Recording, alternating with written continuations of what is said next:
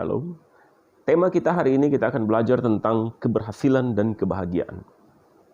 Bahagia dan berhasil adalah dua hal yang paling dicari manusia di sepanjang segala abad dan di mana saja. Semua manusia berusaha untuk mendapatkan kebahagiaan dan keberhasilan. Pertanyaan besarnya adalah, apakah kita sudah mendapatkan kedua-duanya secara bersamaan? Kita berhasil dan kita berbahagia. Kita berbahagia dalam keberhasilan kita dan kita berhasil di tengah-tengah kebahagiaan kita. Sudahkah? Sepanjang segala abad orang memperjuangkan dua hal ini, bahkan di zaman perjanjian lama. Oleh karenanya ribuan tahun yang lalu penulis kitab Mazmur sudah mengajarkan kepada kita caranya. Bukan baru sekarang. Saya bacakan buat saudara. Di permulaan kitab Mazmur, yaitu Mazmur 1, ayat 1-3, kita mendapat pelajaran yang sangat berharga. Mari kita baca bersama-sama. Judulnya, Jalan Orang Benar dan Jalan Orang Fasik. Berbahagialah orang yang tidak berjalan menurut nasihat orang fasik, yang tidak berdiri di jalan orang berdosa, dan yang tidak duduk dalam kumpulan pencemooh. Ayat 2, tetapi yang kesukaannya ialah Taurat Tuhan, dan yang merenungkan Taurat itu siang dan malam. Ayat 3, ia seperti pohon yang ditanam di tepi aliran air, yang menghasilkan buahnya pada musimnya dan yang tidak layu daunnya. Apa saja yang diperbuatnya berhasil. Saudara, kita lihat. Pembacaan ini dibuka dengan satu kata yang kita bicarakan tadi, berbahagia. Dan ditutup pada ayat 3 dengan kata kedua yang kita bicarakan tadi, yaitu berhasil. Jadi, pembacaan ini mengajarkan kepada kita, pemazmur mengajarkan kepada kita, bagaimana sih supaya kita boleh berbahagia di dalam keberhasilan kita. Kita berhasil di tengah-tengah kebahagiaan kita, dua-dua ini kita gapai bersama. Karena jangan salah saudara, orang yang berbahagia belum tentu berhasil. Sebaliknya, yang berhasil belum tentu dia berbahagia. Saya kasih contoh begini. Ada seorang dokter. Dia sangat kaya raya. Dia lulus fakultas kedokteran dengan predikat summa cum laude. Sangat sukses, sangat berhasil. Lalu dia pergi ke Amerika. Dia bekerja di sana. Dan Anda tahu, saya pernah di Amerika dan saya tahu pasti bahwa penghasilan terbesar, salah satu dari beberapa pekerjaan dengan penghasilan terbesar adalah pengacara dan dokter. Gaji mereka sangat luar biasa, pendapatan sangat luar biasa, dan dia hidup mewah, kaya raya. Tetapi suatu ketika, dia mati karena bunuh diri. Dokter ini meninggal karena bunuh diri. Dia cekcok dengan keluarganya, dengan istrinya, dia cerai, hartanya digerogoti, dan sebagainya, akhirnya dia mati bunuh diri. Apakah dia berhasil? Ya. Karena dia sekolah kedokteran untuk menggapai cita-citanya sebagai seorang dokter yang berhasil, dokter yang kaya raya, sukses. Dia berhasil, tapi apakah dia bahagia? Belum tentu. Tidak, dia tidak bahagia. Karena kalau dia bahagia, dia tidak mungkin bunuh diri. Lalu yang kedua, ada seorang calon dokter. Fakultas kedokteran semester akhir, dia drop out. Gagal, pulanglah dia ke kampung halamannya.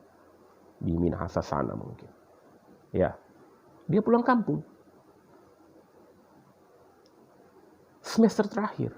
Mungkin karena faktor keuangan atau apa, atau ada kendala lain, dia gagal kuliahnya, dia pulang kampung.